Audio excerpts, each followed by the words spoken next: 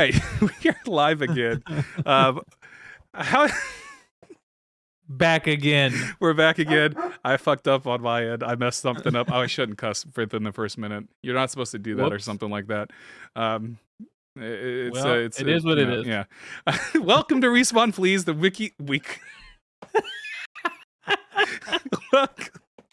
Welcome to wiki. Respawn. I can't do this. I can't talk. This is a cluster mess already. All right. Gotta calm down here for a second, okay? You know, just gotta calm. Do you want me to do the introduction? No, I can do it. I can do it. You do the outro, I do the intro. Okay, gotcha.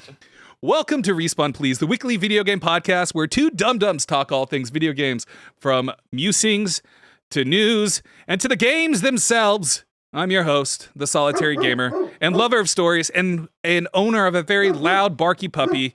I'm Jesus. How's it going, everybody? Hope you're doing well. And with me is my co-host, the Mercy Main and Curious Gamer, and my dogs won't shut the hell up. Hell, how's it going? Hey, what's going on? This is so funny. I already love this episode. I love it too. I love it too. Fill the void while I try to get my dogs to start barking. Hey, what's going on, gamers, and what's going on, everybody else? Hey, you know, today's going to be an interesting episode. We got a lot to talk about. A lot of games. If you don't know, recently, ID at Xbox just happened. And there's a lot of great indie games that we're going to talk about. We're also going to talk about Elden Ring. If you didn't know, Mario Kart 8 bonus tracks coming out. The Quarry. There's a lot of different stuff. And so it's going to be really interesting. But yeah, other than that, I think it's going to be a really, really great episode. So stay tuned. What's up? How's it going? That's perfect timing. Perfect timing. Did you losing steam? Were you losing steam? No, I got it. And I kind of was losing steam, and I was like, and there. All right. And then you came right back. All right. So we have a full stack of stuff to talk about today. We have the new game by Supermassive Games to talk about, The Quarry. We have Mario Kart tracks dropping, and then we're going to talk about some Xbox Game Pass March drops, and then we're also going to talk about the ID at Xbox showcase that happened yesterday, where a whole bunch of games were shown off. Some of them have come out already, some of them dropped. Nice. But there's a lot of indie games to talk about, and I love me some indie games. And then, of course, the big elephant in the room. Elden Ring can't be stopped. Elden Ring just keeps on selling and selling and selling. And we're going to talk about that too. Because, why not? Everything is Elden Ring. The whole gaming sphere, the whole gaming universe is just Elden Ring. We are living in an Elden Ring world, and there's nothing we can do about it. Elden Ring has the gaming industry in a chokehold. Yeah. And they're just like holding us, Yeah, it is what it is. You got to do what you got to do. So I'm going to let you take it away because you wanted to talk about The Quarry. I've never been, I'm going to be honest, I fucking hate. Not a big fan. I fucking hate. No, I'm kidding. I never actually completed Until Dawn. I enjoyed it. I enjoyed it, but I never completed it. So I'm going to let you take over with The Quarry. All right, everybody. So I saw this this morning because I think it was announced this morning. I saw it on Twitter. So basically, Supermassive is the creators. They made Until Dawn. If you remember what Until Dawn is, it's this kind of choose your own adventure where you're playing as these different characters of this story of these teenagers that are going to a cabin in the woods, and they're all having they're on vacation, having a good time, and then people start dying, or sometimes they do. And so it's if really you play fun. the game really bad, they all die. They all die. But you have to make your choose decisions on certain things, and it's kind of like a choose your own adventure type of game. And that was I remember when that came out, and I actually enjoy those types of games just because they're kind of very simple. You kind of just are finding clues to what's going on, trying to figure out who is behind. It's a whodunit type of game. And so that one was popular. I remember Until Dawn came out. I played it for a little bit, really fun. Now the same company, Supermassive, is dropping what's another game of that called The Quarry, and that, as you can kind of guess, it is a spiritual successor to Until Dawn. And it's basically a teen horror where players control 9 different characters as they try to survive the last night of summer camp. And like Until Dawn, anyone can live and anyone can die. Awesome. So it's super dope, man. And they have a stacked list of actors in the game. Yeah, I saw that.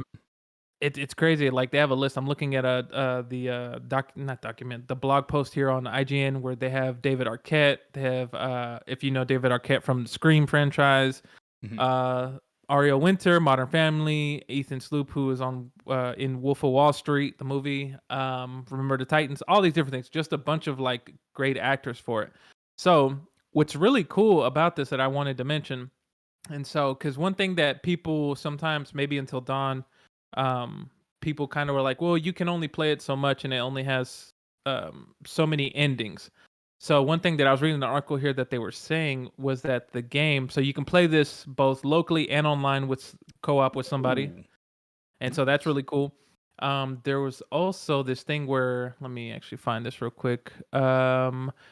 So I'm going to read this from the article. It says, an early death for each character will result in roughly 7 hours of gameplay, but it's estimated that most playthroughs will last around 10 hours. So it's like, a decent sized little chunk. Mhm. It's also very replayable. And he says there's each player is different. They have like this card system, I guess, depicting the conclusion of each character and so on. Mhm. And supposedly there are 187 of those collectible cards. So like there's a lot of different playthroughs that you can sort of experience with each character. Like somebody can die, and it just can, you get a lot of value out of it. Yeah. And so it's really cool. It's going to be on PlayStation 4 and 5, Xbox Series and One, and PC via Steam this summer. So Oh, wow. it's Is that soon? yeah, Damn. yep, it's I coming did out not see soon. And that. so they released a trailer for it, just showing off the game of the story, almost like in a cinematic esque type of thing. Mhm. And it looks really cool. I like it. I like this type of games, and I also I'm kind of a fan of like somewhat of horror movies like this. I like this Yeah. type of area, The and so cheesy teen horror? yeah, yeah, I find them hilarious, but they're also kind of cool to me.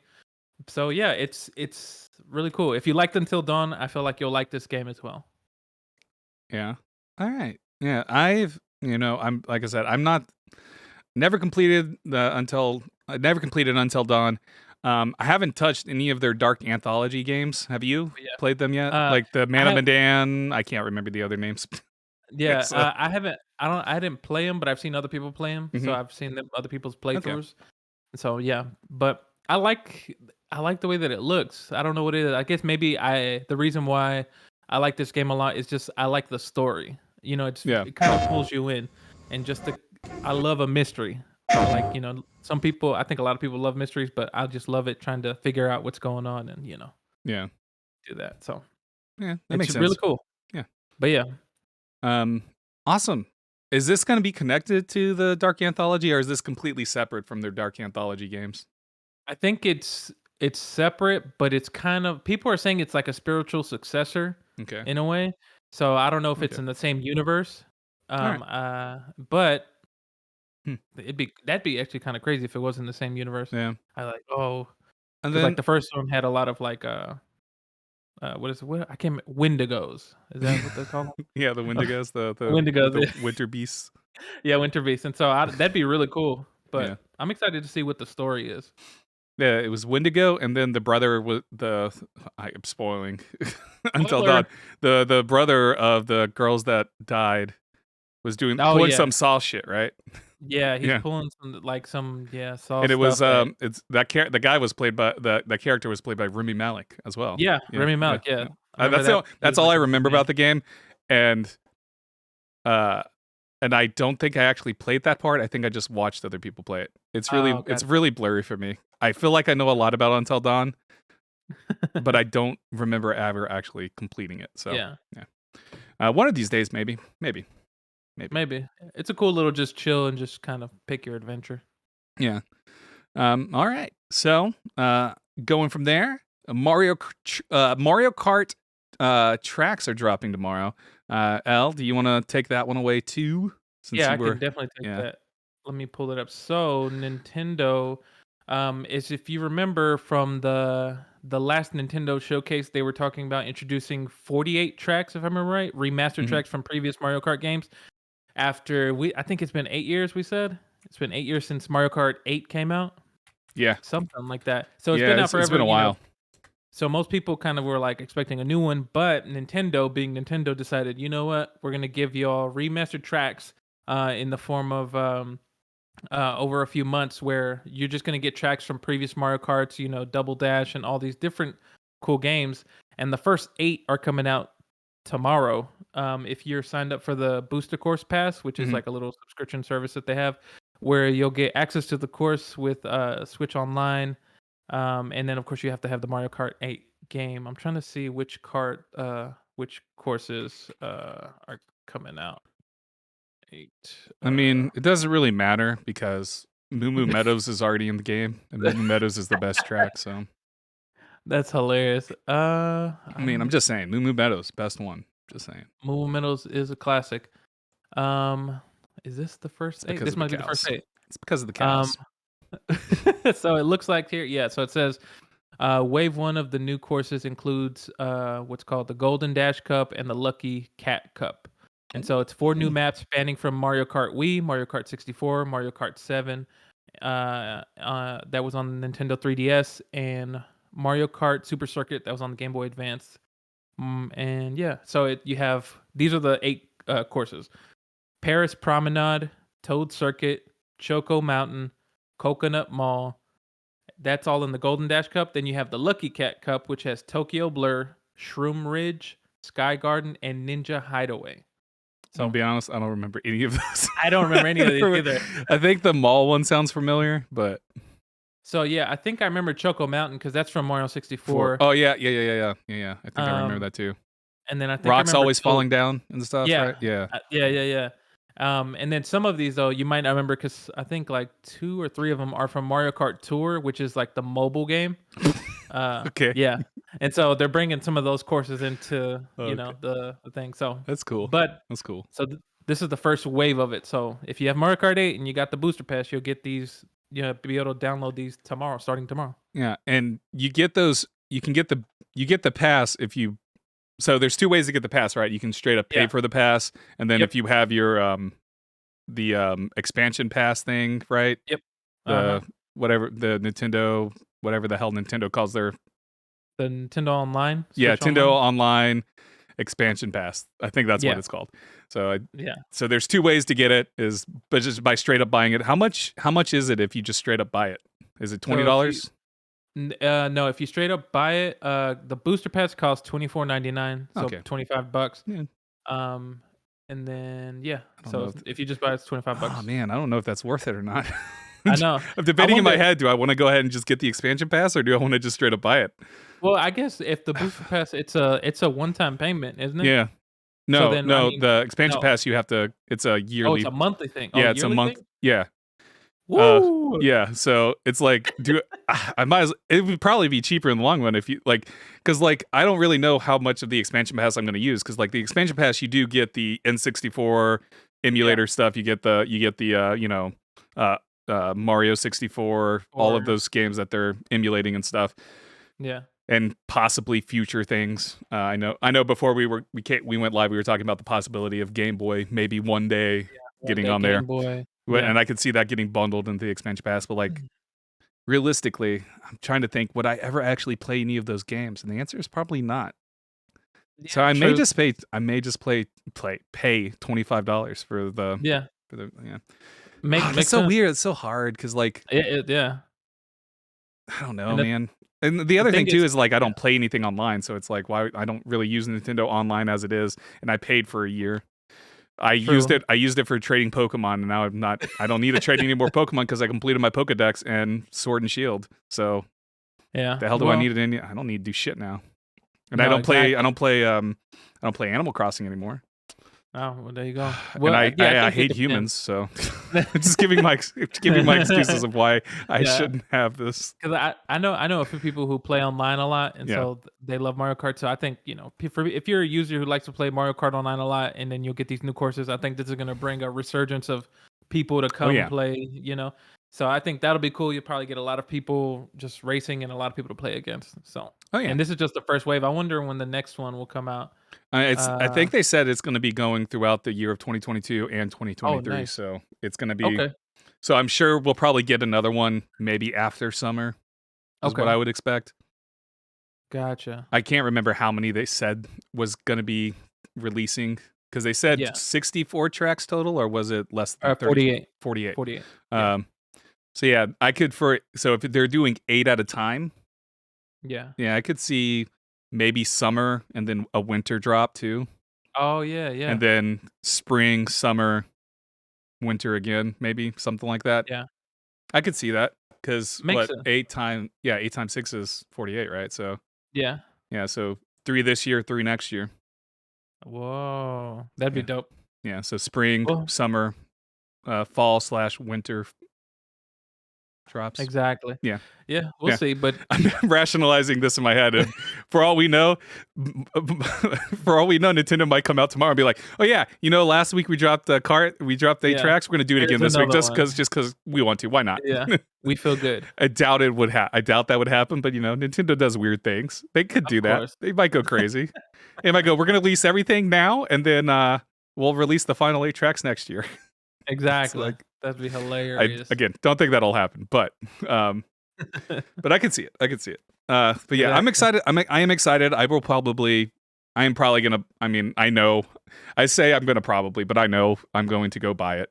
I know I'm gonna buy Oh, yeah. the pass and enjoy it. So is the pass for all of them? When you paid the $25? Yes, for all of them. All right, so it's only Yeah. $25. Yeah, I'm gonna do that. I would rather do that than Yeah. have to pay for the expansion pass stuff, Nintendo Online stuff, whatever. Yeah, exactly. So yes, Can- you get once you pay that, you get all the trucks. Yeah. Okay. Yeah, that's probably the way I'll go. But yeah, I'm excited about it. It's coming out tomorrow. Yep. We're short time. I'm looking forward to it. Oh yeah. What's your favorite track? Just out of curiosity. Oh man, I said that's mine was Moo actually- Moo Meadows. So It's a Moo Moo Meadows cool. I like is it hold on, let me look I have to look this up. Mario Kart. I think I like what is it? God damn it. It's like Wario's I like one of Wario's tracks. It's Wario's what's it called? I don't know. can't remember. But there's also Baby Park, if you know Baby Park. Yep, It's such a Baby simple Park. track. Baby Park. It's the one that has like 6. You have to do like 6 laps or something like that. Is that But one? Or yeah, that's the one. Yeah, it just goes in a loop. Yeah, that's just all the it loop. is. But what makes it so fun is like when you're playing against other people and it's so chaotic because there's yeah. so many item boxes. There's and so it- many item boxes, and it's a very small track, and then you have people lapping each other, so you don't really know who, other than you see the indication of first Yeah. place, but like you lose track of that, right? Like because it's just chaos, Definitely. and then you're Oh, like, it's what? chaos. Everybody's got a star. Everybody's got their special move. Yeah, I just remember playing that so much on Double Dash and just having a blast, laughing so hard Yeah. just because of how crazy it was. yeah, man. Double Dash was the one I skipped. Dash was the one I skipped. Man, Double Dash is one of my favorites. I went from N64, the N64 one, so Mario Kart 64, to the Wii, and then to the Switch. So Wow. By then, they still had that system of 2 players, like on a cart, 2 characters on a cart, I think. Right? Double Dash? After Double Dash, because they kept that, right? No, They still do. They No? don't. No, they don't. Oh, no, that's right. They don't do that anymore. They don't do Oh those my things. God. I was think like Double the- Dash was the only time they did that, wasn't it? That was like the most groundbreaking Mario Kart. Was I it? remember. Was I it? remember. But no, now I guess the way that they did it is now you get 2 items. Yeah, you with get one 2 character. items. Yeah, Oh man, I remember being able to get 2 special moves with 2 different characters. yeah, And I was just like, oh my God, you were just like the combos you could create were crazy. yeah. And then, just to randomly throw this out there, Nintendo's gonna have a hot month for March because Kirby's Kirby's whatever the Kirby's game. Whatever the Kirby game is called comes out like next week. It's Kirby Forbidden Lands No, Kirby and the Forgotten Land. and the Forgotten Lands. Kirby's Playhouse. It's Kirby something. I know that. Yeah, Kirby and I the played Forgotten Land. the demo is on Switch. I played the demo. Demo's actually really good. The nice. mouthful mode is really funny. Oh, gotcha. Kirby becoming a car. It's amazing. It like borders on the line of being sort of grotesque with the because of how stretched out Kirby is, and it looks like it's just the skin on top of a car, basically a pink skin on top of a car. It's kind of uncomfortable. I'm gonna be honest. But hey, it works. It's Kirby. I'm sure it's gonna do well. Oh yeah. Oh, speaking man, that just made me think. I'm gonna insert this. I'm gonna insert this news because I texted you about it the other day. The Paradise, the Final Fantasy Origins, Yeah. I remember you Sea texting me Origins. about that. So we're gonna switch over the topic of Final Fantasy Origins, Stranger of Paradise, Metacritic score. I just want to talk about this real quick. What is it at now? It's a 72 still. It's a Okay. 72. Man. So my feelings for it were pretty much summed up. I played the demo of it. I do because I played the demo of it.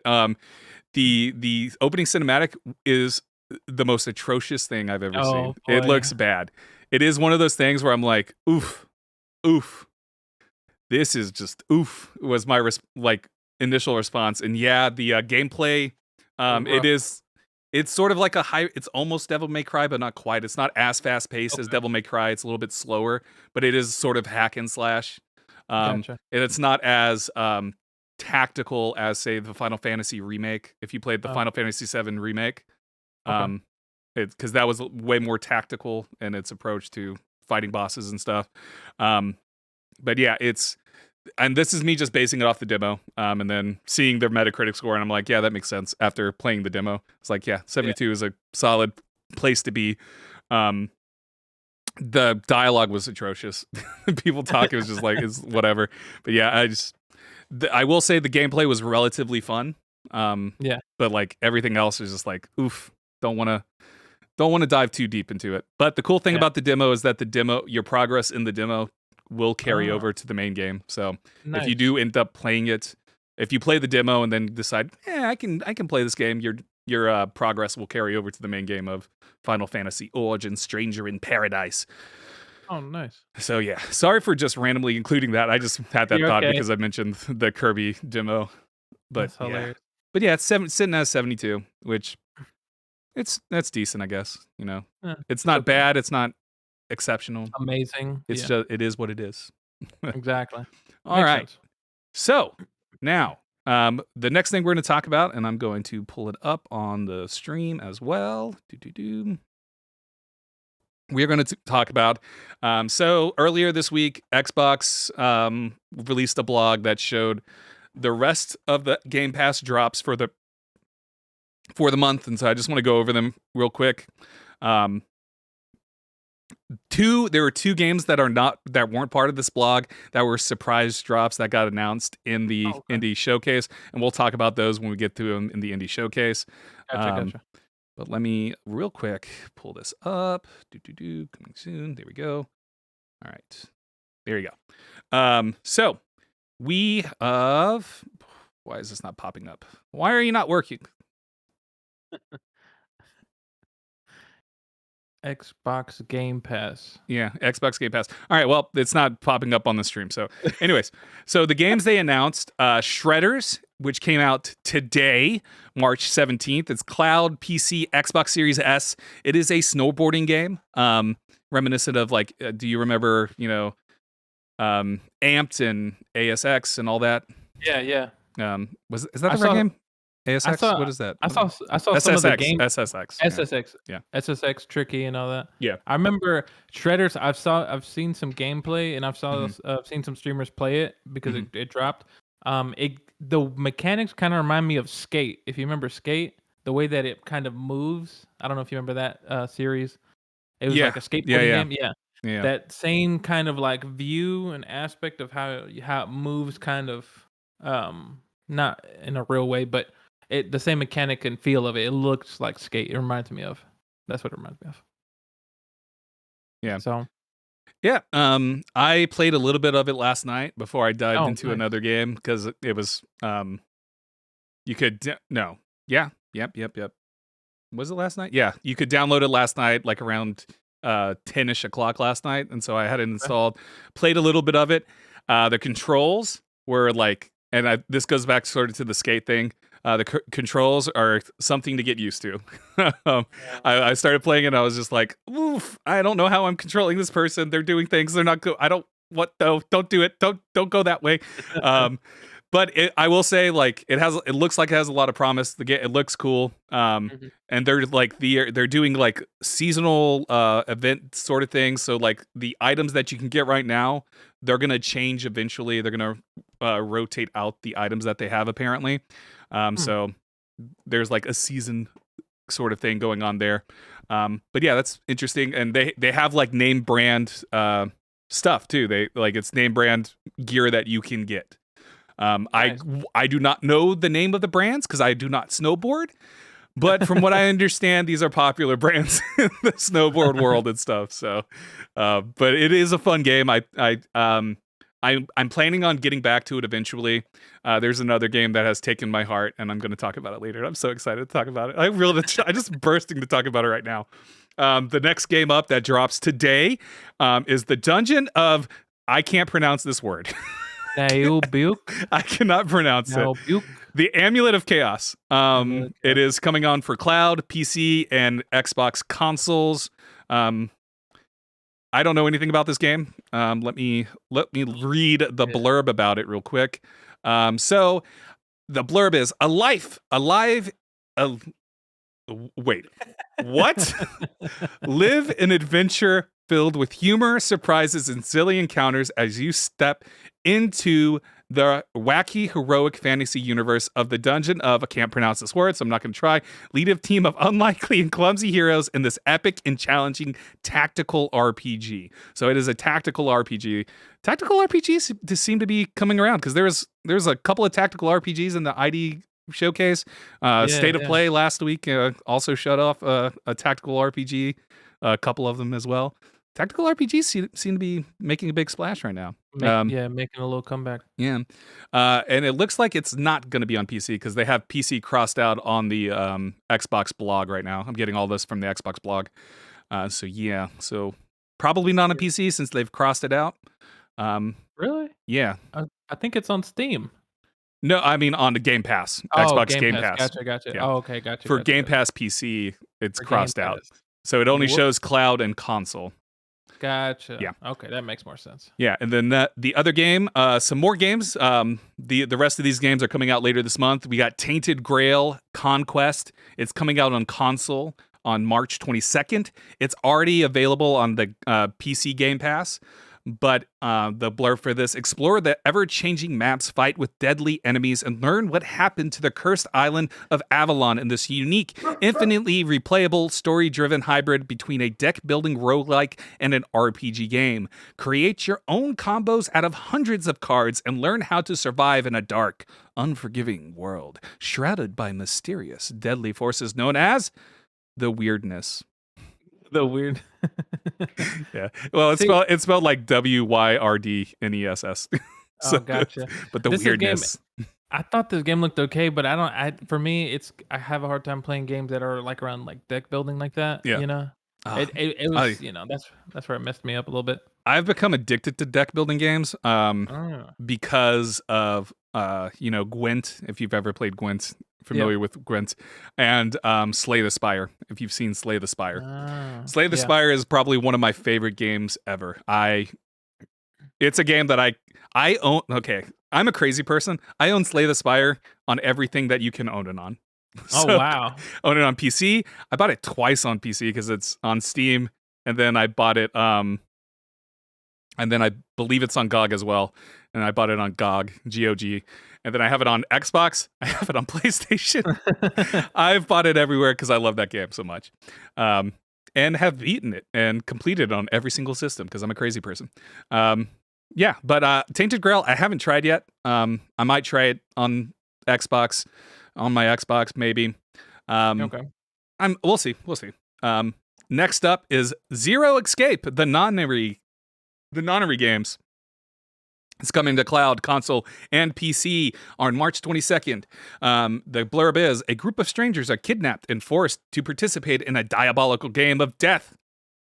Who can be trusted? Tensions rise as the situation becomes increasingly dire. Can you find a way out of the nonary games? Or will you pay the ultimate price? Have you ever played any of these games? They are visual novels, by the way. No, I have not. I'm not too big into it. These are Japanese visual novels. They're really good. I have all of them on PlayStation. I love them. They're really fun. They're really intriguing. The puzzles and the puzzles and the mystery are awesome. Secret, my guilty pleasure is visual novels. I love playing visual novels, and Zero Escape is fantastic. So if Okay. you are interested in visual novels, this is one of the better ones out there, because visual novels can be, let's be Yeah. honest, visual novels tend to not be great. Yeah. And it is a Sometimes, guilty pleasure, but there are some gems, and the Zero Escape games are the gems, along with Danganronpa, if you've ever heard of Danganronpa. Okay. There's Wow. a beautiful, oh my God, I just want to talk about Danganronpa now. Anyways, we don't need to talk about that. Next up is Norco on PC. It's coming out March 24th. It's available on day one with PC Game Pass. Play the Southern Gothic point-and-click narrative adventure for yourself and explore the sinking suburbs and verdant industrial swamps of distorted South Louisiana. Your brother Blake has gone missing in the aftermath of your mother's death. In the hopes of finding him, you must follow a fugitive security droid through the refineries, strip malls, and drainage ditches of the suburban New Orleans. Suburban Suburban New Orleans. Is it New Orleans or New Orleans? How do you pronounce it? I think New Orleans or I've heard people say New Orleans. I've heard people say that. Same. And so, but yeah, I'm curious. If anybody from New Orleans can correct us, please. I was gonna say about this game. It's interesting because this is somewhat of a visual novel as well. Mm-hmm. But for some reason, the art style makes me want to play this. Like I don't know why. Like, is it the gothic sort of look to it? Yeah, I think it's probably that gothic look to it. And I was like, whoa, this actually looks interesting. Like I'd play this. Yeah. I'm gonna give it a shot. I'm gonna give it a playthrough. Just because I like I said, I love visual novels, and this game does look interesting, and so I'll give it a try. You always when it comes to like games like this, I'm always interested in the mystery. If there is a mystery to solve, I just want to go. I want to know what the hell happened to Blake. Yeah, I'm gonna find Blake. I'm gonna find my brother Blake. And I want to explore this seemingly futuristic world, because we're following this android around through this sort of apocalyptic world. Yeah, Not quite apocalyptic, but yeah, I'm interested. So the next one up is F1 2021 for consoles. It's going to be part of EA Play. It's March 24th. It's lights out and away we go. EA Play and Game Pass Ultimate members can experience a gripping F1 story, hit the track with their own team, and live every Formula One fan's ultimate fantasy as F1 2021 joins a collection of racing games available to play on EA Play. If you like F1 racing, there you go. Are you a fan of F1 racing, Ell? No, not really. I do like racing games, but like this is more. These types of games are more set. They feel more, realistic. Like this is what the professionals do, and you get to control it. I've seen a bunch of people who are really into racing games like this, or like Gran Turismo, where they actually have you ever seen those setups with the actual seat? The full what is it called? I can't remember the wheel, the wheels, the pedals, all of that, like the shift crap. Everything. Yeah, I've seen those setups, man. You want to know a secret? What's that? My dad has that, but for Flight Simulator. Oh, wow. He has that for flights. My dad, because my dad used to be in the Air Force. He used to fly planes and stuff. Wow. So, but yeah, he still gets his fix for flying planes and stuff by playing Flight Simulator, and he has the full setup and stuff. It was like, I think he paid like $500-$600 for everything too. But yeah, my dad does that for flight simulators. It's great. Wow, that's so crazy. But other than that, I mean, it's a nice looking game. It looks clean, and so it's what you expect from these types of games, and so. It looks cool, I prefer more of the I don't know what you would call it, kind of like the adventurous racing games where it's like what's the name of that game? Even though it's like a long game, it's like where you're racing from one end to the other end of the states, like the US. Are you talking about like The Crew? The Crew, yeah. Yeah. Kind of like that, where it's like set in reality, but it's kind of like it can get crazy, So do you like the Horizon games, Forza Horizon games? Yeah, those are cool. Those are really cool. I played the most recent Forza Horizon game. I think it was 5, right? That came out back in October, November. I never cared for racing games. I got really addicted to that for like a good solid like 2 weeks, where I was just constantly playing. It was like I want to play. I want to travel through Mexico, and or this wasn't. Was it? Oh, was it an actual Mexico location, or was it just inspired by Mexico? I think it was inspired by it. Yeah, it didn't strike me as an actual place in Mexico, but but yeah, I was addicted for like 2 weeks. I loved that. I loved playing through that game. Don't think I'll ever play it again. I'm definitely probably not going to play F1 2021. Yeah, I don't know anything about F1 to begin with, so it's not really. It's kind of like you said, most of the time with games like that one, like the Forza, it's kind of like you get into it for like a week or two, and then after that, you're like, okay, on to the next thing. Yeah. And you kind of move on from it. But it's fun while you're playing it. You're having a great time playing it. Yeah. All right. So next one up is one that got multiple little spotlights during the indie showcase, but I still want to. It's still part of this roundup for Gamepass Drops. So we'll talk about it here, and we'll talk about it. It's little spotlights in the indie the ID Xbox showcase. But Crusader Kings 3 is going to be available on Xbox Series X and S on March 29th. Available now with PC Game Pass and coming soon to Xbox Game Series S and S. Live the life of a medieval ruler in Paradox Development Studios' award-winning strategy role-playing game, Crusader Kings 3. Assume the leadership of a medieval noble family, increasing its power and reputation through the generations. As one ruler dies, they are replaced by an heir who may have very different abilities or interests, forcing you to adjust your long-term plans. I love Crusader Kings. I have Crusader Kings 3 on PC already. Probably won't play it on Xbox just because I have it on PC. So Crusader Kings 3 is like a grand strategy game. It has a lot of menus. There's a lot of menus to click through and go through. And I cannot imagine how burdensome that's going to be on Xbox, like with a controller and stuff. So I might give it a try, but like, mouse and keyboard is the way I'm always going to play it probably. But this is cool for those of you who want to experience a grand strategy game.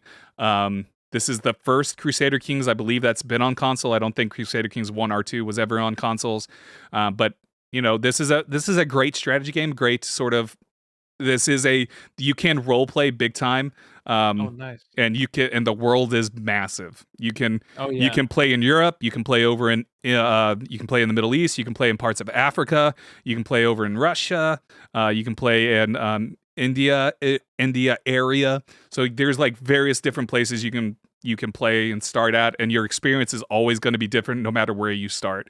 I think that's the cool thing about this game, is that your experience is going to be different. So if you start in Ireland, it's going to be very different if you start over in the Middle East. You're going to have different abilities. You're going to have different kind of troops. You're going to have different politics to navigate. So it's going to be different wherever you start. And there's various points in history that you can start from as well. Yeah, definitely. Seeing the gameplay, and of course we can touch on it later if you want. Like seeing the ad actually made me want to go play it because of how good it was, and I was like, wow, this actually seems really fun. And I've seen other streamers or other people play it, and I was like, wow, I do enjoy these types of strategy games, kind of like your Civs and all these other like world conquering or conquering lands in a way, and I like it because I like to figure out like, okay, what's the best way to go about this? Do we want to go a peaceful route, or do we want to just go all out killing everybody, war and all this other stuff? So it's pretty cool. Yeah. There's one other thing I want to point out too with these games. You can straight up Game of Thrones it, meaning you can specifically not ever go to war with another nation. If you play your cards right, you can navigate where you are just killing other people off and rising to power that way. Like you can kill off the king so you can become king yourself. Yeah. You can kill off other kings to take over their lands. Say like you are like part of the. So like it has a very deep like family system, dynasty system. Yeah. So like you could potentially you may be the king of England, but be the heir to France.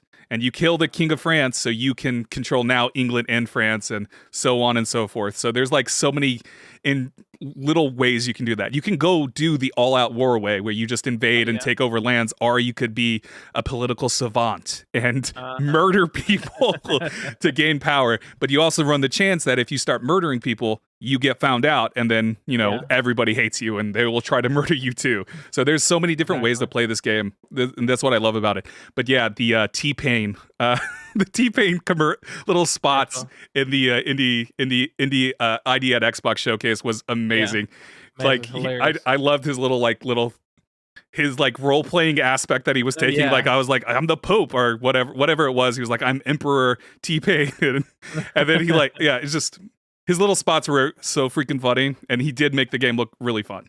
So exactly. But yeah, if you definitely try it out, if you're able to. I love Crusader Kings 3. I could talk about it all day. I love the game. Oh yeah. And then the final game of the month of March. It is Weird West. It's going to be on cloud, console, and PC. Coming out March 31st. It's going to be available on day one with Game Pass, meaning day one means it launches on the 31st, and it's going to be on Game Pass the day it drops. Weird West is a dark fantasy reimagining of the Wild West, where lawmen and gunslingers share the frontier with fantastical creatures, each playing their own rules and with their own peculiar motives. This game looks awesome. I love the art style for this game. I'm excited about it. I've been interested in this game since it was announced a year or two ago. But I love the look of this game. The art visually looks stunning. Like, yeah, I was just about to say it's beautiful. After watching the trailer and some of the gameplay, I was like, wow, this looks really cool. It makes me want to play it. And so it looks really dope. And I like the story of with their just the different factions or the different, I forget what they were talking about, but it looks really cool. Oh yeah, I'm excited about it. I'm eager to play it, and I'm going to play it on day one. I'm so excited about it. Oh, it looks so beautiful. All right, so let's switch gears, and sort of. We're still on Xbox train here. Still on Xbox. Xbox heavy episode for the day. We are going to be switching gears over to ID at Xbox. Xbox had its indie showcase yesterday, and it had a whole slew of games, and all of the games looked freaking awesome. At least I thought they I think these games consistently looked awesome. And I really like that some of these games highlighted the developers, and the developers got to come in and talk about it, talk about their game and all of that. And I thought every single one of those developer talks was really good. You know what I mean? I don't know if you caught them or whatever, but they were very enlightening, and the enthusiasm from a lot of these developers also made me excited, because I was like, I love seeing that. I love seeing the passion from the developers, because it makes me want to play their game. You know what I mean? Exactly. So we'll start it off. Tunic was not at the top of the show, but I just want to talk about Tunic right fucking now. I need to talk about Tunic. Gorgeous game. Tunic was a surprise drop on Xbox Game Pass. It came out yesterday. It was a surprise drop, and holy fucking shit, Ell. This game is incredible. I want to play this game. I'm going to play this game. Yeah, it is Zelda-like. So when I say Zelda-like the classic Zeldas on the SNES and all that, mixed with a little bit of Dark Souls. It's a very challenging game. It's very challenging. I've gotten through the first two bosses. But God, dude, I played, so last night, I'm a teacher. I'm supposed to be grading my students' work before we go off to spring break. Instead of grading work last night, I got bit by the Tunic bug and played for 3-4 hours last night instead of being responsible teacher and grading papers. But God, man, Tunic was so good. The fox is so gosh darn cute. That fox, man. The fox is the cutest thing in the world. The game world itself is beautiful to look at. It currently, just to give a review drop for this, it currently has a Metacritic score of 85. I think it should be a perfect 100, but whatever. Nobody asked me. No, it looks dope. I love the art style of it. I like that 3D look, and just everything about it looks cool, and just being able to maneuver. And I even like, it's not even really top down. It's kind of like angled down. Yeah, there's a Type slight of angle to it.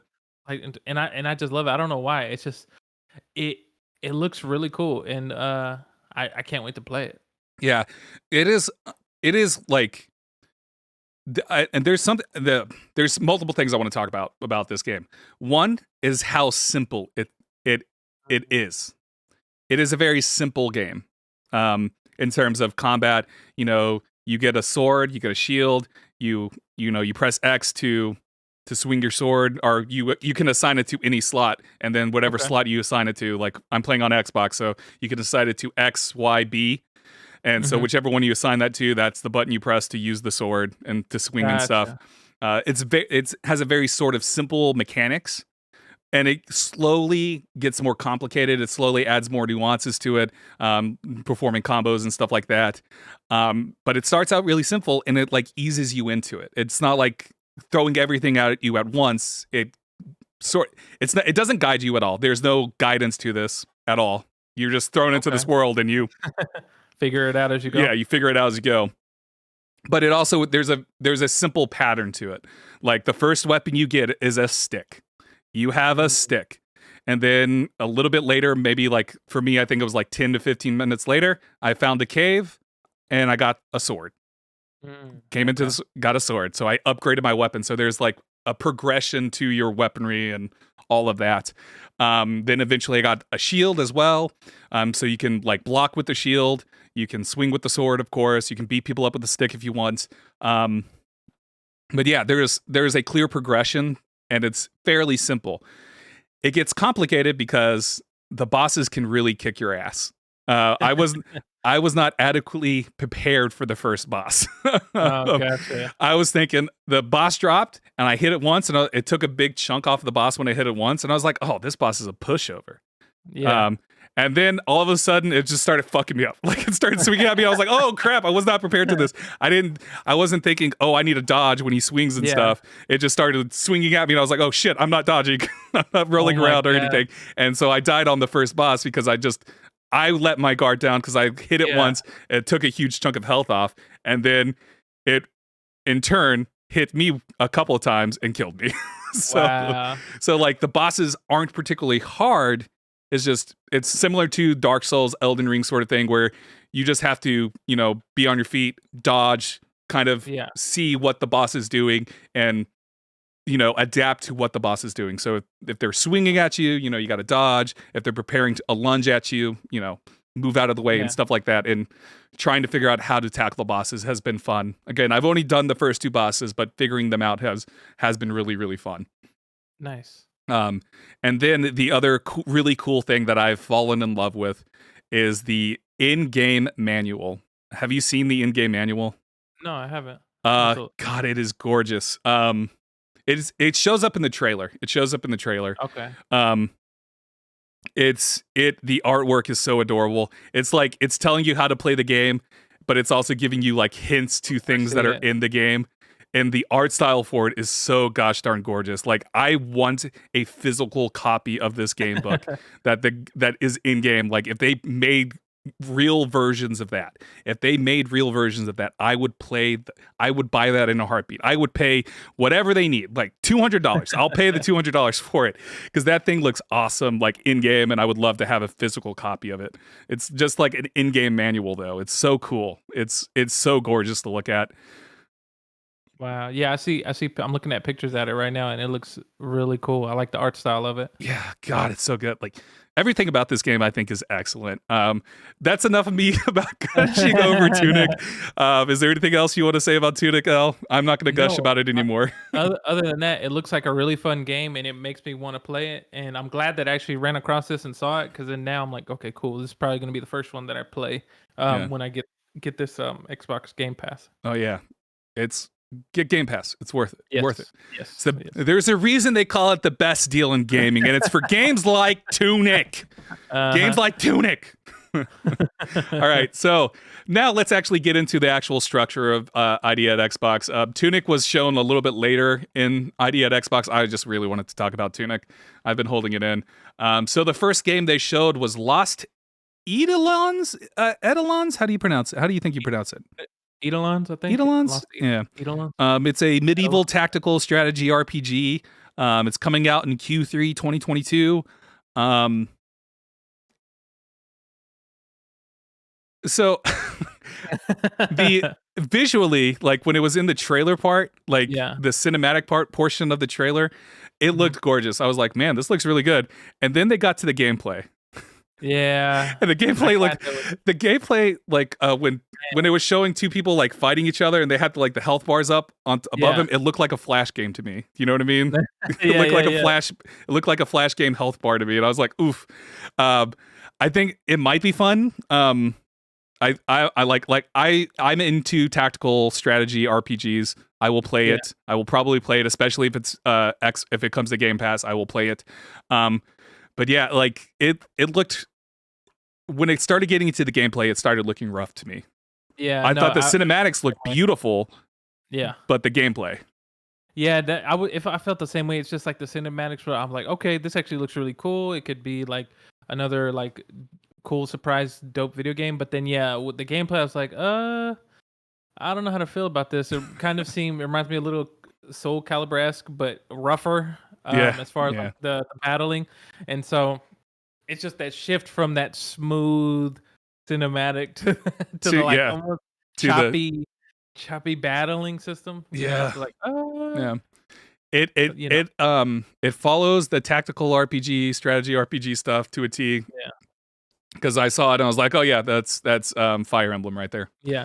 Fire Emblem is kind of the gold standard for that sort of. In a way, sometimes the animations on the battle, it reminds me of those. This is gonna sound really random. It reminds me of those, like, have you ever seen those small little like mobile games that they kind of have little? But I don't even know how to make sense of this. But there's like maybe on Twitter or you'll see them on social media where like mobile games and like the animations or like fighting style have nothing to do with the game. Oh yeah. That's what it kind of reminded me of a little bit. I was like, I don't know if I want to get this game. Yeah. But you know, I don't know. Maybe it'll be smoother by the time it comes out. I'm gonna be optimistic because I'm gonna be honest. This was probably the lowest one for me of the whole showcase. Because I thought going just again. I think everything in the showcase looked relatively awesome. This was probably the only one that I was like, I'm gonna be iffy about. Yeah. But we'll see. It's coming out Q3 2022, so that would be what? Probably August-ish, maybe. I think so. Yeah, in the fall. Yeah. So we'll see. We'll see in a couple months. You know, we'll see. Next up is Immortality. It's an interactive. What? No, I was just saying, man, this game I actually like this. Like the trailer for it. It kind of reminds me of. So fucking fascinating. It looks so cool. Yeah, it's an interactive movie trilogy as it's described. It's coming out in the summer 2022. The mystery of it, I'm fascinated. Like, I want to know what happens to Marissa Marcel. What the fuck is going on? I want to know what's going on. And then this is the first time they had an interview with the devs, and the dev, again, the enthusiasm of the dev and the interest they had, and everything just made me want to play it even more. Just hearing the dev talk about it and like sort of the process that they did with it and creating this video game. Exactly. It just looks so cool. Like, I'm trying to think of like another game that kind of had this type of, because I've seen a bunch of games. There's a whole slew of games that are like this. Yeah, so good, that are like this, but none of them look as interesting as this one. Nothing against them or anything, but this one just caught my attention so much. It's like, this looks like it has an actual budget behind it. Like, exactly. Because like all of the ones that like, so this is another guilty pleasure of mine. I love playing games like this. This is another good. It's visual novels and these types of interactive movie things. Those sort of things tend to have like a sci-fi channel budget. You know what I mean? You know what I mean? Like, it's bad acting. It's bad acting and sort of like very budget sort of like production values to it. But there's still like a charm to them. They're still like, I'm still interested because it's absurd. It's stupid. Like the storylines tend to be stupid. But this one, I mean, it might come out and it will have the bad acting and it will have the bad production values. But like, I'm interested in the mystery. Like the way it was presented seemed like it was a higher budgety type of thing, and the framework around it Oh is yeah, what's interesting to me. Like that, it showed me enough to make me go, I really want to know what the hell is going on. I need to fucking find exactly. this out. And I think that's It, a mark of something potentially something good. exactly. It kind of reminds me of, you ever seen like a movie where they're looking through old newspapers and they're like kind of like looking for a specific date on what had happened on a specific day, and you're Yeah, zooming in. yeah, This yeah, is what it, when you're looking through film footage, you're like you're a detective and you're trying to figure out what's going on, and it's yeah. like 1973, this happened, da, da, da, da, and you're trying to look for what happened to You're this trying to find the woman. clues and trying to connect the dots, and it's Exactly. yeah, it's oh my god, it's I saw fascinating. this and I was like, ooh, I like the way this looks. Yeah, Can't wait to play it. and again, the dev interview that followed was very fun to hear him Oh talk. yeah. Um, the next up is Chinatown Detective Agency. It's a pixel art noir. Um, what really got me was the Leone Ko.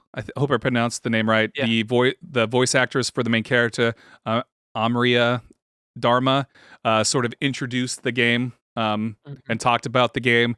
Her excitement about the game was infectious. Yeah. And so I'm interested. I'm interested in this. I think the art style is really cool. I'm starting to like fall in love with this sort of renaissance that we're getting with pixel art games. Yeah. Like they're becoming more and more popular. They're coming out more and more, and I don't know. It's interesting to see like every sort of group, like different devs making their own spin with it and adding their own stories and stuff to this style of game. And then there's this noir element to it, and I Yeah. love noir elements. I love I love Yeah. mysteries. Of I love course. that Of sort of course. thing. So like I'm excited about this game. I'm Oh yeah. interested. I'm the same too. There's I love noir films, and I love just the look and the art style of this one too. It just it gives me kind of like almost like retro, but you're bringing it to today, Yeah, you're making it modernized. You're modernizing Yeah. it. Yeah. Yeah, modernizing it, and I was like, "Ooh, this looks cool too." So this will be like another game I'm gonna check out. So I really like this. Yeah. Chinatown Detective Agency looked really cool. Sometime in 2022. There wasn't a Yep. specific date. So, next up is something we talked about beforehand Oh because yeah. I enjoyed it. Was Cursed Oh yeah. to Golf. Man. The tagline is "You play golf and you die." I just love that. I love that the little tag there. You play golf and you die. It is a roguelike golf game. There you Oh go. yeah. That's all. That's what more do you need to know? It's a roguelike golf game. You said you were excited about it prior, Yeah. before we started streaming, and so I want to get your thoughts. No, it looks so cool. I like what the devs are doing to this game, where they're taking golf, which I know a lot of people like golf, but a lot of people also do not enjoy watching golf, and I they're hate taking golf. I something fucking cool. hate golf. I'm Yeah, gonna be honest. I you hate know. golf. And so like I like the aspect of it. You're playing golf to get out of this purgatory in a way. Yeah. And like you play bosses, like you have to beat bosses by playing golf to defeat them. Mhm. And so it looks so cool. Like it's kind of like we've said in previous games, the art style looks really cool, looks really cute, clean, and just retro. But man, I just love it. I can't wait to play this game too. Like there's so many good games in this. Yeah, yeah, and this was another one that had an interview with the dads, and they just dived into the game and explained a little bit more detail of what you're doing and the little story behind it and the purgatory elements of it. So I really dig these interviews with the devs after Oh some yeah. of these games. I wish all of them would have had it, but I guess if all of them would have had it, then it would have been like 20 hours long or something. So, because it was already the ID at Xbox was already a long thing. It was like 2 hours or something like that. So Yeah, it was a long thing. The next up is a game that of course. the more I see it, the more I'm just like, hell yeah, I fucking love it. I fucking love it. Trek to Yomi, Trek to Yomi. Mhm. I said it last week. I'll say it again. I can't wait Would you for this. say I can't wait for would this. you say fucking this is the, even though I know this was in the state of play, do you think that this is the one that kind of took your attention from all the other games, even though you've already seen it? No, no, Okay, okay, no. I'm looking through the list. No, there's two games on this list that we're going to talk about here in a second that caught my interest a lot. I Um, gotcha. but Trek to Yomi is, I'm excited. I just want to play it. I can't wait. Yes, It's coming out sometime in the cannot wait. spring, or as I Yep. said in the doc, Serping 2022 because I misspelled spring. So it's Serping in Yeah. the doc because I don't know how to spell. Um, The next game up is Clash Artifacts of Chaos. It's coming out in November 2022. It was described as a punk fantasy. And then there's a day-night cycle where nighttime will have new areas that you can access that's going to be separate from the day. This visually gave... This is a weird thing to compare it to, but it kind of made me think of Borderlands a little bit, like just the visuals of it. I get that. Yeah. Other than that, nothing about it is Borderlands. But visually, like the art style and stuff made me think, oh, this kind of looks like Borderlands. I don't really know how I feel about this game. This is one of those games I'm like, I think it's either gonna be okay or bad. I don't think it's going to be an excellent game. I don't think it's going to be a god awful game. I think it's going to be sort of a cult classic sort of thing. You know what I mean? Okay. I think there's going to be a cult following for it, that if you like this game, you like this game.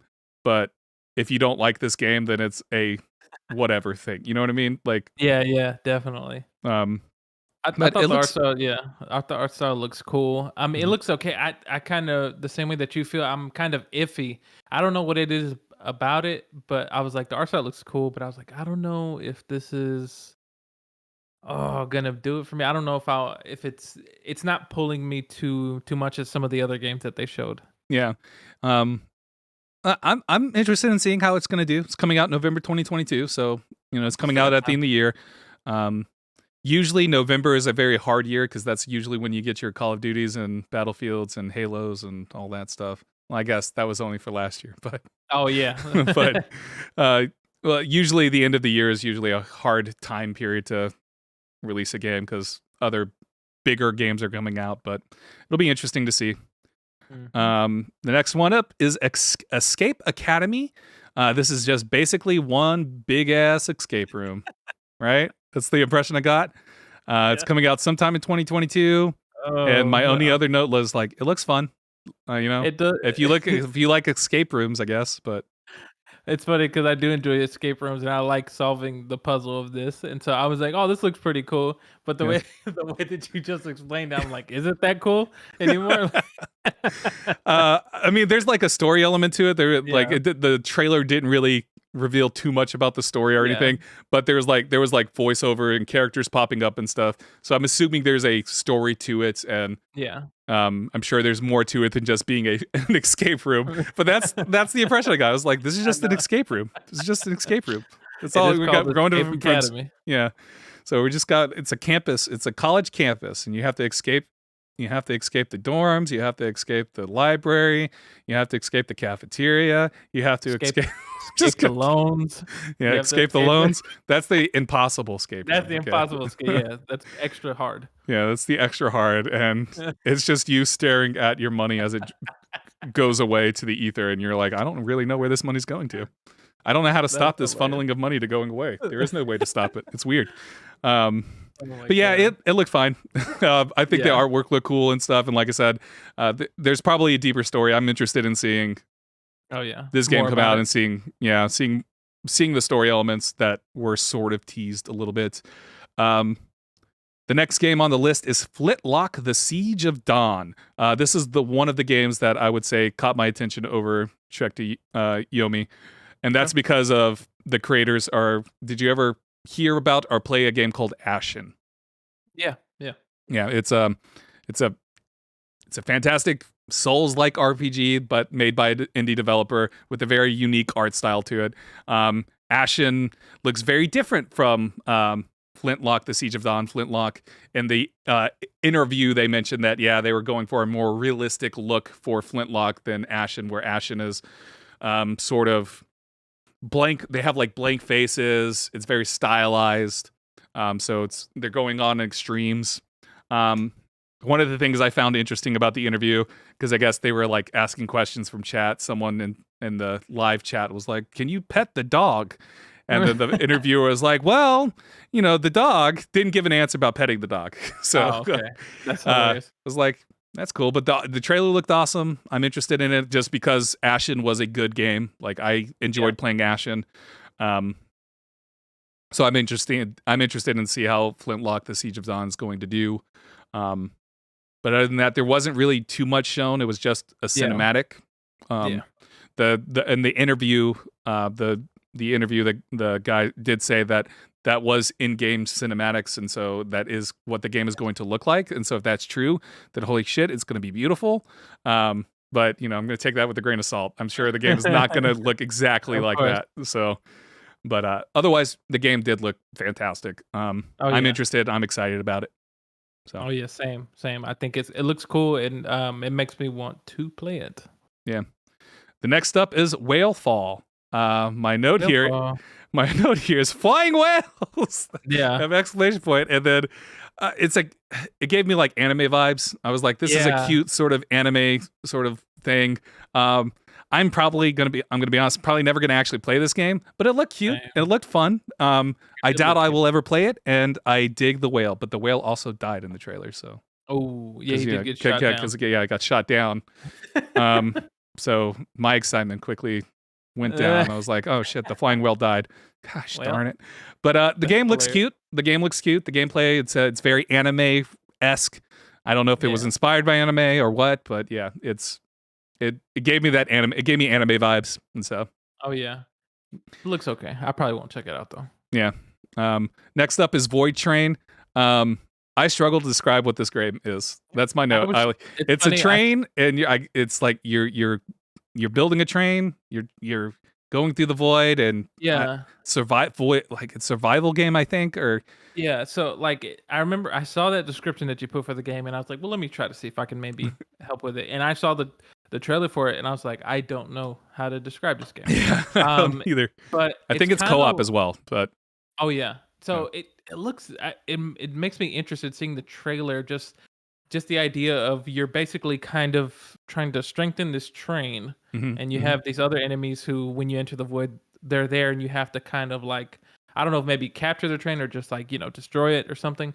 But it's interesting, and watching the trailer, like the world of that the void train, it's just real interesting. I don't know like what it is about it that is like intriguing to me. Yeah, this isn't the first time they've shown this either. I think this got shown before at another Xbox thing. Okay. So this has been shown multiple times. But yeah, it's interesting. Like I'm intrigued because I don't know what the hell's going on, and I like trains. So there you go. Yeah. You got me with the trains. I love trains. That's not true. I don't actually like trains at all. Whoops. Anyways, I don't know. Like the game looks interesting. It looks fun, but I'm also just like, I don't know what the hell this is. Like that's my response to it. But like, I think that's also the charm of it too. It's like, of course, really. I'm sure once we play, like once the game comes out and people play it, it'll all make sense. But yeah, because it's co-op, it gives me impressions of like survival. Like you're trying to survive, going with this train or keeping your train alive through like different weird like worlds, because sometimes like some of the shots as the train's going by is like this blank empty space, like it's literally just a void. You're a void of whiteness. Never mind. I was gonna make a joke, and I was like, that's gonna be an inappropriate joke to make. Oh my God. So I'm just gonna ignore that. The pause there. So yeah, I don't know. I'm interested in it. I'm interested in see what it does. Looks cool. I'll probably check it out. We should have been doing this entire time. We're gonna go back. We should have been doing this over under. What do you think the Metacritic score is going to be? We should have been doing this for all the games. So we're gonna go back and do it for each one of them real quick. No, we're just gonna do it for Void Train, and we're gonna do it for Void Train over and under. What do you think is What do you think it's going to be? I think it's probably going to land around 75. I was gonna say under 80. I was gonna say probably around 70. Yeah. I think that's what's gonna happen. Yeah, same. I think it'll be a fun co-op experience, but it probably won't offer anything beyond that. Exactly. Sorry, devs, if you hear this, I apologize. All right, work our way backward. Whale Fall. Oh boy. I'm gonna give it a 70. I'm gonna say 70. 65 to 70. I'm gonna give 65 to 70. You're way next to me. I was about to say a 50. I was gonna say. I was gonna go. I think the cute anime style is gonna keep it endearing to people's hearts. Flintlock the Siege. What did Ashen get? I'm gonna base this off Ashen game Metacritic. I'm gonna give it. No. Oh boy. Oof. No, go ahead and say yours. I'm gonna give it a 78. you would be wise to do that because that's what it has for the Xbox One version. It has a 78. The PC version has an 81. Oh, okay. On Ashen. Sorry, this is Ashen. Oh, whoops. Yeah, Okay. Ashen. So 78 for Okay. Ashen on Xbox. PC has an 81, and then PlayStation for Ashen doesn't have a Metacritic score. It did not get reviewed on PlayStation apparently. I'm gonna give it a 85 to 90. I'm gonna say 85 to 90. Okay. I think they will have learned from Ashen, and I think this will be a step in the direction of that. Because seemingly you hope that things just get better and better as they go. Of course. You hope they don't regress. Escape Academy, I'm gonna give it a 75. 75, 70. 72. 72. That's what I'm giving it. Yep. Oh, I'm giving like ranges. I'm gonna give a specific number. I'm gonna say 71. Okay. Clash, Artifacts of Chaos. This is the I'm gonna say probably like 66, 67. Oof. That's funny. I was gonna say 68. Yeah, 67 then. We'll be right on top of each other. I know. Trek to Yomi, I'm gonna say 90. I'm gonna give it a 90. I'm gonna say 94. 94. All right. I think it's gonna be great. We're gonna regret saying Trek to Yomi. I know. It's watch it come out. It's gonna come out. It's gonna get like a 50. Oh my god! I'd be like, no. Curse to Golf. I think it's gonna be a fun time. I think it's gonna probably get 81, 82 Metacritic. I'm gonna say 88. 88. Okay, so you're being a little bit more positive. Yeah. I think the charm is going to wear off very quickly for it. Ooh. Okay. I think that's what's going to drop it. Is that it's going to be initially fun, but then the charm is going to wear off, and you're going to be like, okay, this is just annoying now. Chinatown Detective Agency. I'm gonna give that a 77. Yeah, this one I could see it being really, really bad. I could see it being really, really good. I'm gonna go with 75. I'm gonna just middle of the road there, 75. Ooh. Immortality. It could either be really good or it could be bad. Yeah. Well, most games like this tend to fall around like the 60, 70 range. So okay. I'm gonna give it. I'm gonna be hopeful, and I'm gonna give it an 80. What? Okay, you're more hopeful than me. I was gonna say 78. I'm gonna give it a 78. It's gonna go up there, but Lost Eidolons. Oh, this one. Oh boy. I'm gonna give it a 62. 62. I'm gonna give 53. Jeez, I thought I was being negative. And then Tunic should deserve a freaking 100. It needs to be 100 right now. Let's fix this. Well, it's 85, so we technically know the score. But if I haven't played it yet, but just based off what I saw, if I didn't know the score, I'd probably give it like a 98. I think. Yeah, it needs to be 100. Fix your fucking reviews, freaking Games Media Journal. I'm kidding. Oh my god! All right. So let's drop back down to There Is No Light. I'm gonna be honest. I forgot everything about this, and none of the descriptions that I put underneath this jogs my memory of this. So that's probably not a good sign. Yeah. What's this game?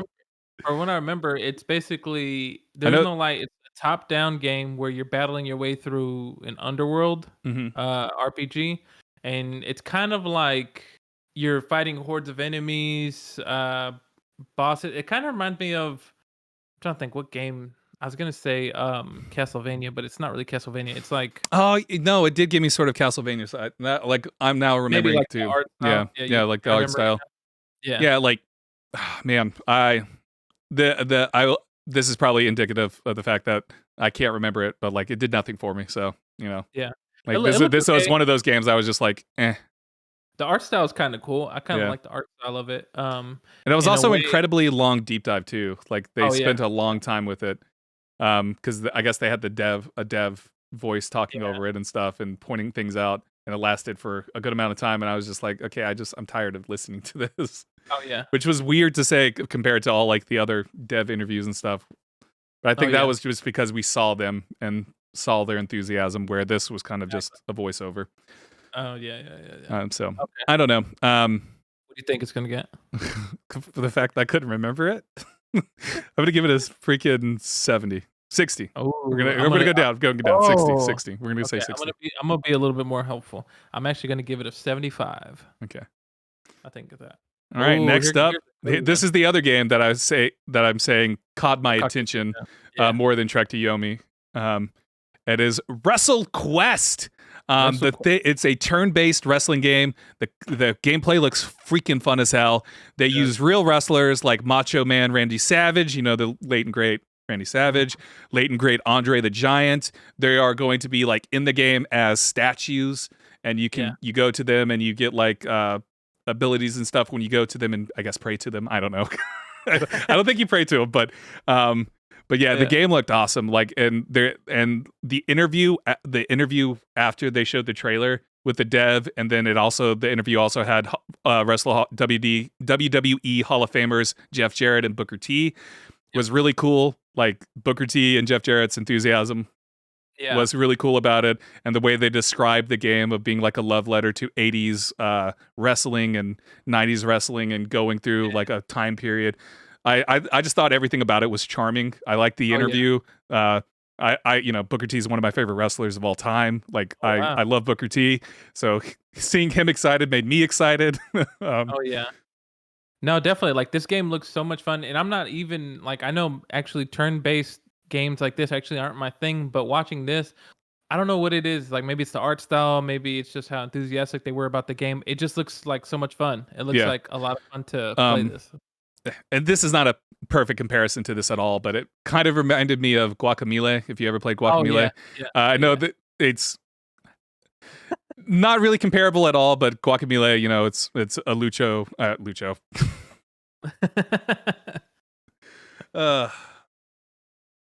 Lucha Libre. Yeah, wrestling game centric game. God, and then underworld stuff happens because somebody. You die, right? The character dies. Yeah. Anyways. I can't remember Guacamelee, but it made me think of that. But it's not a 1-to-1 comparison at all. But yeah, Wrestle Quest. I'm excited for it. Like I was like, this looks fun as hell. I'm going to play the fuck out of this. But yeah, like the gameplay just looked fun. It's turn-based stuff. Like then there's like the button prompts so for when you're pinning to make sure you hit those pins correctly and stuff. And I'm interested in this idea of story because they talked about how. I love the way Jeff Jarrett and Booker T made this comment of like wrestling is about story, and that's true. Like when you watch wrestling, it's all for show. It's a show. Yeah, you're putting on a show. Yeah, you're putting on a show. You're telling absurd stories. I think we all remember the late '90s storylines with Stone Cold Steve Austin and I remember feuding with Vince McMahon. Yeah.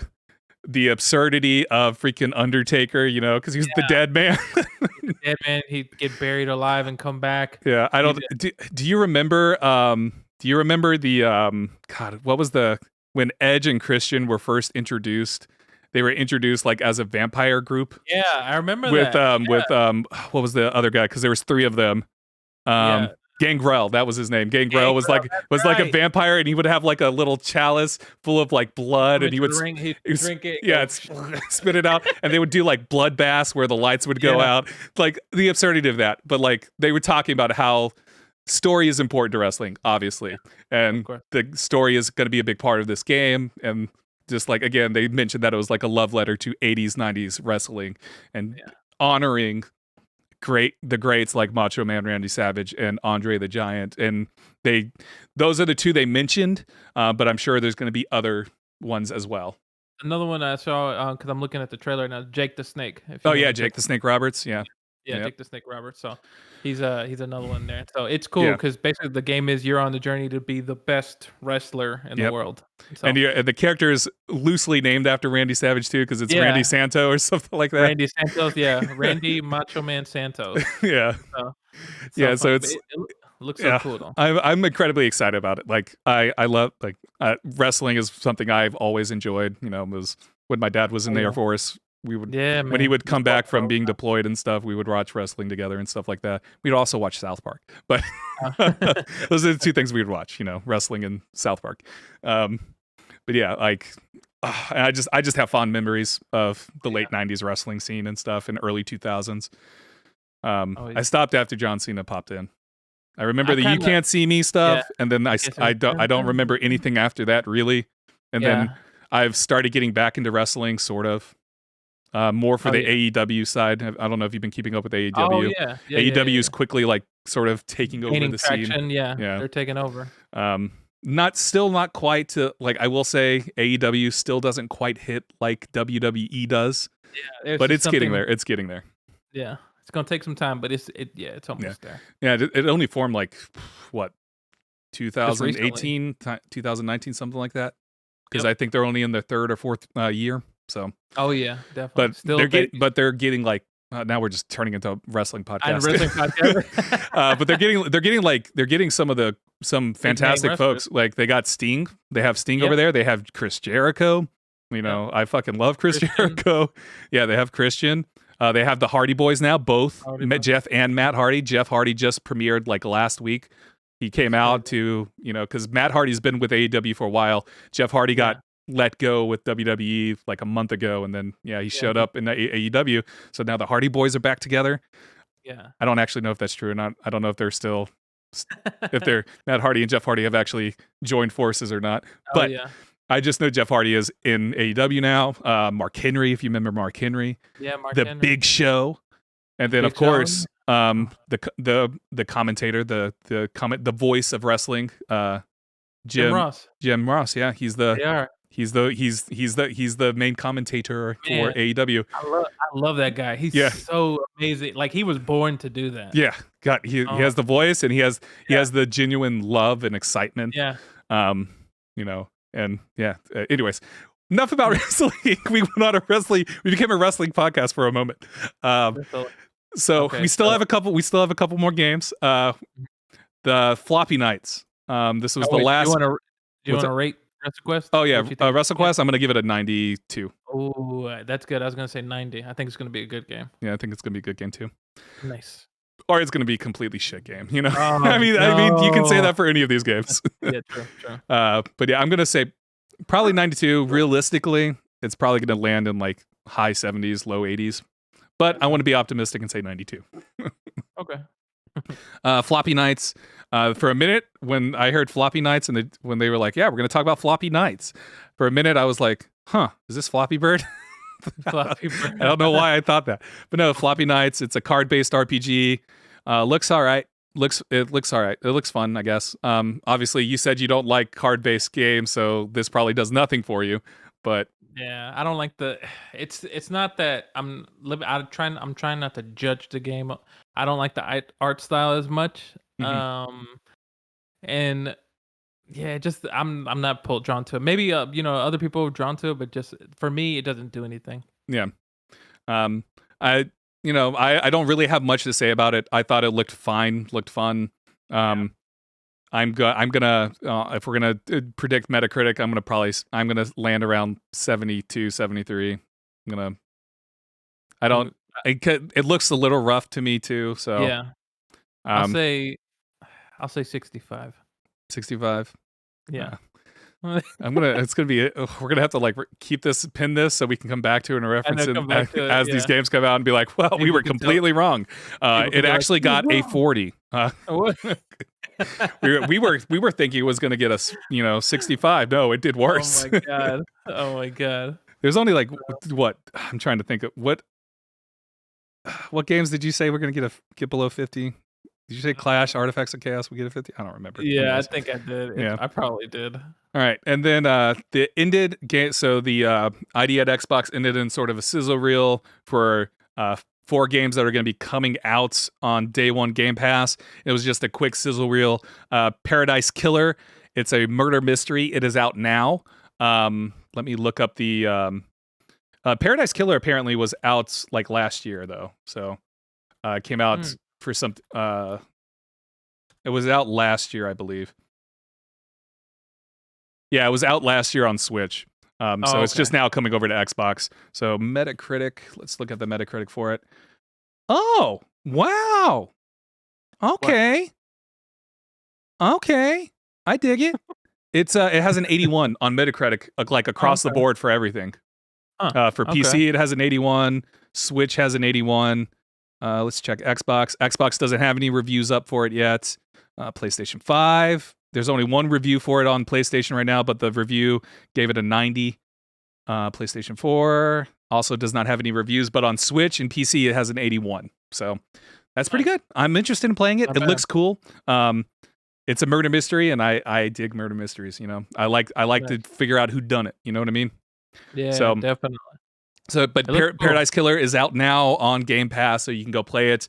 It's on Xbox Game Pass. Then there's Kraken Academy! ! That did nothing for me. I also can't remember what it looked like because the sizzle reel went by really quickly. Then there was Citizen Sleeper, which is a sci-fi game. It looked fun to me. It looked like there was like survival management ideas for it and stuff. Citizen Sleeper. I'm trying to remember that one. I don't remember that one. Wait a second. It was like a spaceship and all that. Yeah. And then Beacon Pines and cat creatures. Pines. Oh, I remember there's that. cat creatures. That's my only note. You play as cat creatures? What? Some of these cat creatures like had horns and stuff, but they all look like cats. Yeah. I was really confused. I loved it. Sorry that my dog is barking. But yeah, like Beacon Pines looked all right. You know, that's the only note I had for that was cat creatures. I'm gonna give that 100 on Metacritic just because cat creatures. Yeah, Citizen Sleeper. We didn't really see enough of Kraken Academy and Citizen Sleeper and Beacon Pines to really, I think, because it was a sizzle reel, so it happened so quickly. It was like, I don't know. But Paradise Killer, apparently a good game. Might have to check it out. Yeah. All right. So that is the end of the ID at Xbox Indie Showcase. How did you feel about it overall? If you had to give it a score of 1 to 10, what would you give it? 1 to 10, I would give it a strong 7.8. 7.8. I think it was actually I love this one way better than State of Play. Yeah. It's interesting because this one, like, I actually don't ever know too much about indie games, but watching this one, I was like, man, I need to check out some more indie games. There's actually a lot of great indie games out there. And so there's plenty. I love indie games. Indie games are fantastic, man. Yeah. And so like this made me be like, wow, there's actually a whole other world of great games that you can go play. So it makes me excited. and then also I never knew this existed, this whole new world. It's so weird. I was like, man, and then a lot of these were coming to Xbox Game Pass. I'm like, this is the best deal in gaming, as you said earlier. And so it is the best deal in gaming. I might as well just get this and just play all these games. Just go through them one by one, and just play them like that. So I'd say strong 7.8 out of 10. I agree. Give me 1 second. Fill the void. My dog is like going crazy. All right, ladies and gentlemen. So I'll say that this showcase was amazing. I can't wait to play these games. The first game I think I'm going to play is called Tunic. Tunic, the one with the fox. Yeah, Tunic, bro. Freaking Tunic, it deserves 100 right now. These video game journalists don't know what the fuck they're doing. I'm kidding. Review it correctly, guys. No, I'm kidding. Yeah, I would land around that too. Like the ID at Xbox as a whole, like if we're judging it just beyond the games and like the presentation of it too.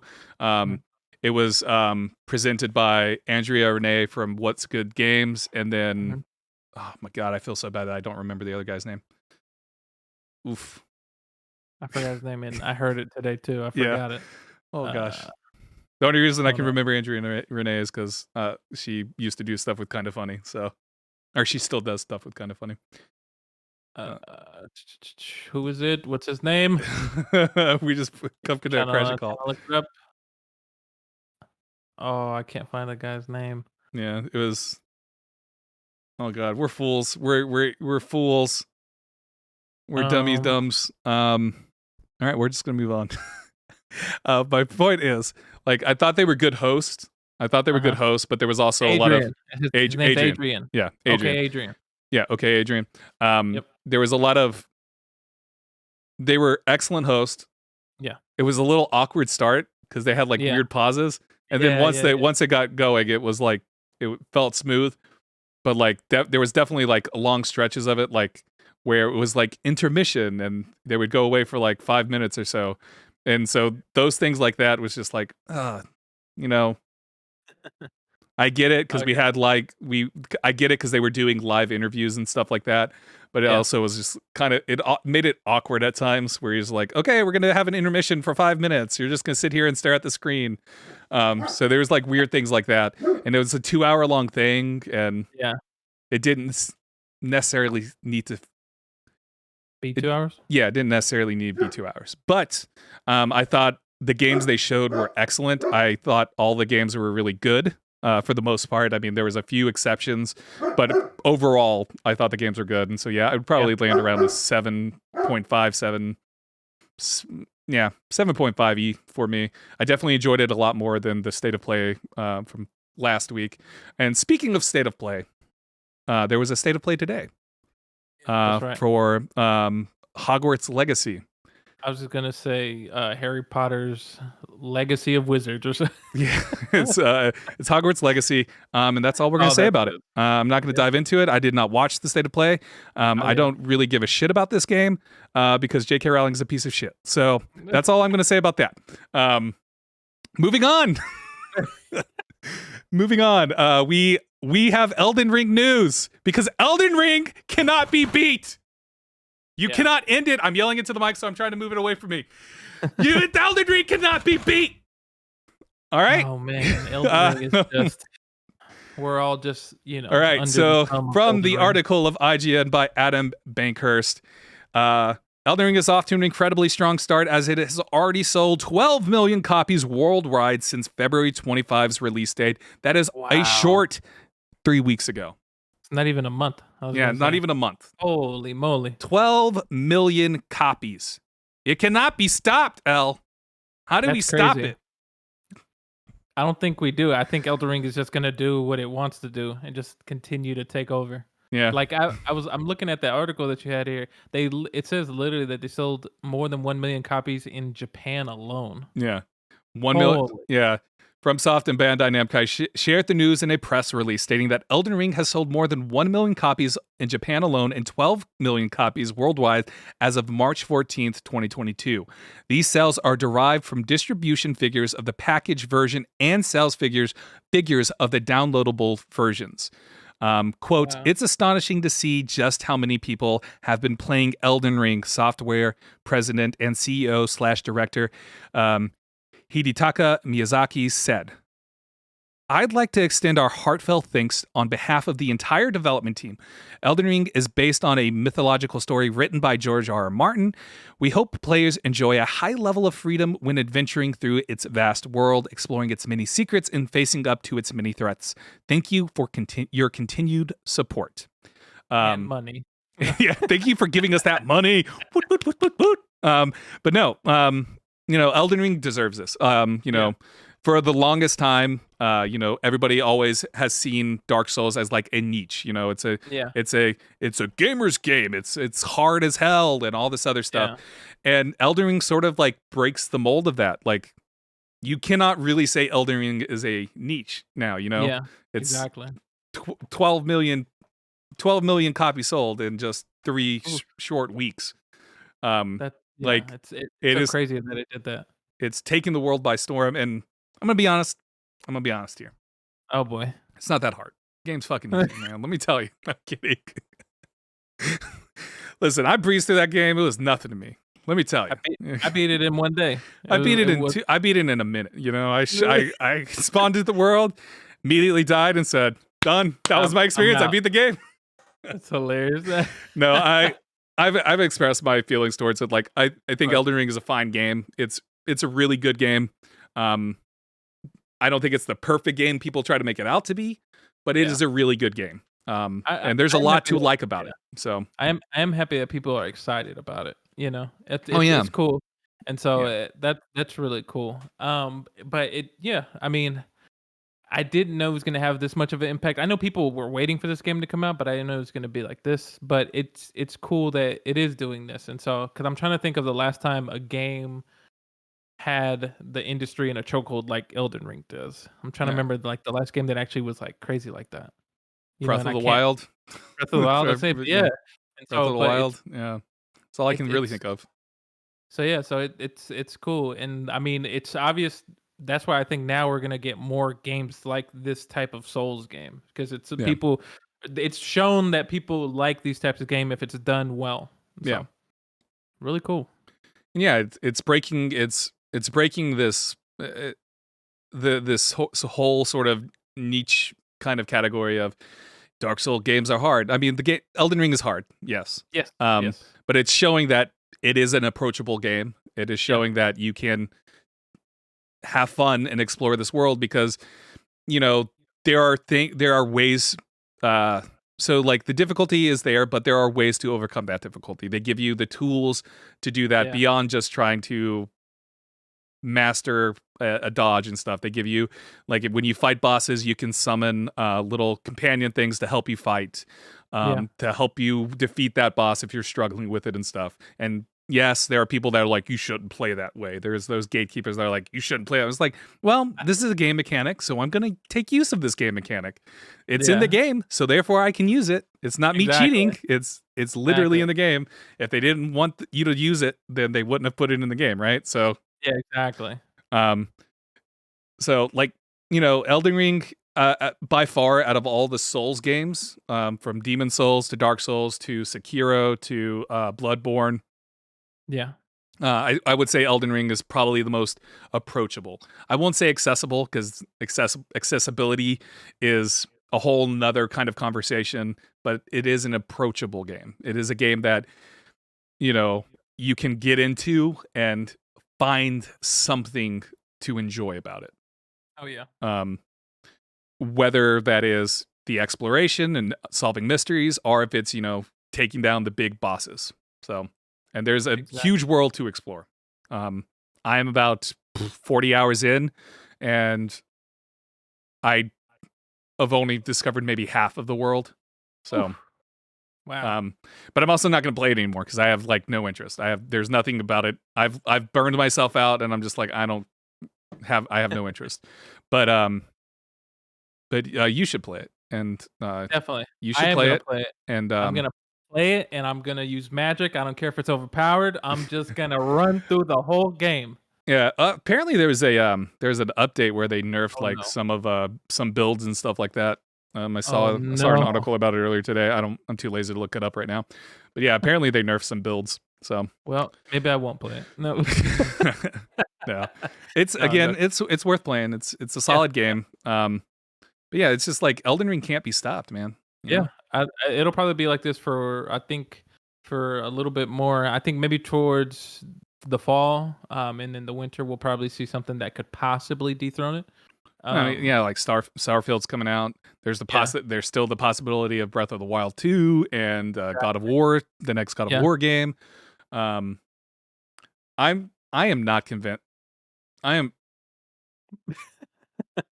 There's blood on my curtain. I don't know how it got there. This distracted me. But yeah, I don't know how. I don't see those games coming out though. Like I don't see. True. I'm not convinced God of War or Breath of the Wild's coming out. It almost makes me think that maybe it won't come out because of how much of a chokehold Elden Ring has the industry in right now. And maybe they're like, let's just wait a little bit more. Maybe. Let's ease off. I mean Yeah. yeah. It'd be I funny. don't know. It'd be funny if God of War released and then Santa Monica Studios tried to be like, well, the reason God of War didn't do good is because of Elden Ring. Oh yeah, exactly. No, yeah. Because it was just EA just a couple of weeks ago was trying to blame Halo for Battlefield not doing well. I don't know if you saw the articles and conversations around that. That would be funny Lord. if I don't think there's any probability of that ever happening, but that would be funny if like someone was like, yeah, God of War didn't do good because Elden Ring. Blah. Exactly. It's like, well, Elden Ring came out at the beginning of the year, you came out at the end of the year. What? But like I don't see like even like the whole thing with God of War is like it was supposed to come out last year, which is why people think it's supposed to come out this year. But it's also we haven't heard anything about it, which doesn't mean anything because state of play. There was a state of play today for our Hogwarts Legacy. I didn't hear about that until I was on Twitch or not Twitch, but Twitter, and saw people talking about it. I was like, oh, that happened. Was this even announced? So like for all we know, next week we could have a state of play or True. like a showcase for God of War. Exactly.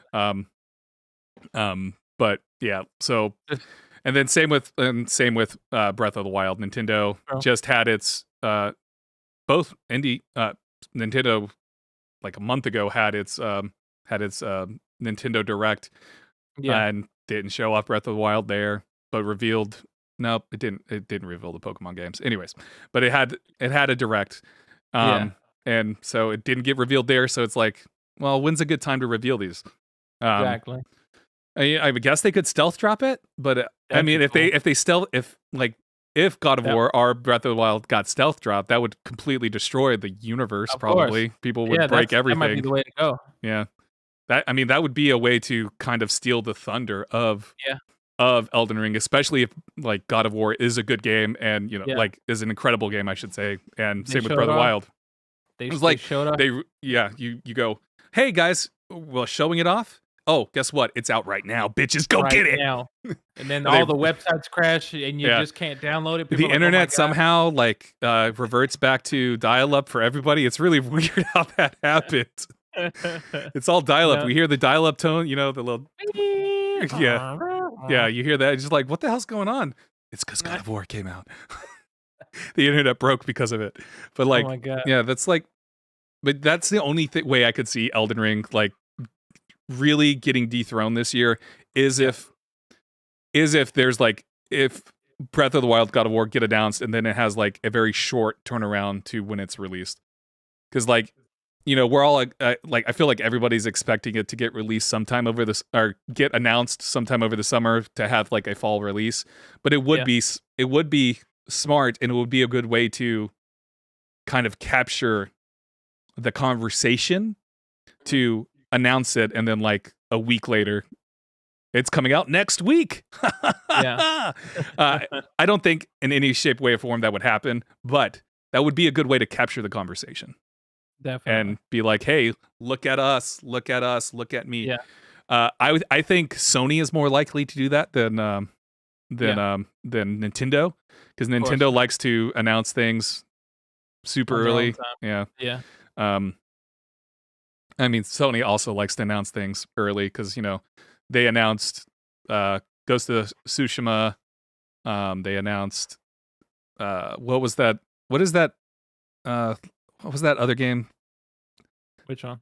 From the Metal Gear developer, Hideo Kojima. Oh, you're talking about the one with the guy the from babies. Walking Dead? Yeah, with the babies.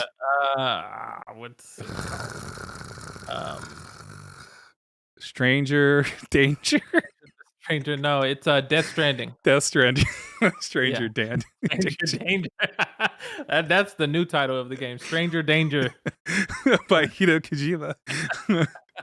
It's the new classic game featuring babies. Exactly. I got that's how I describe the game. It's the game with the babies. Yeah, game with the babies. That's what everybody But they like announced all those games, and then Last of Us 2 as well in like 2015, and then they didn't come out for years and years later. So it's entirely, Sony announces things super early. But we've also Ragnarok, God of War Ragnarok has been like on every, because again, it was supposed to come out last year, and it didn't. So it got pushed. It got pushed back, and now we're in 2022, and there's no sign of it so far. So again, I don't know. We'll just have to wait. Being a dead horse here with this conversation. Yeah, I hate that phrase. We shouldn't use that phrase.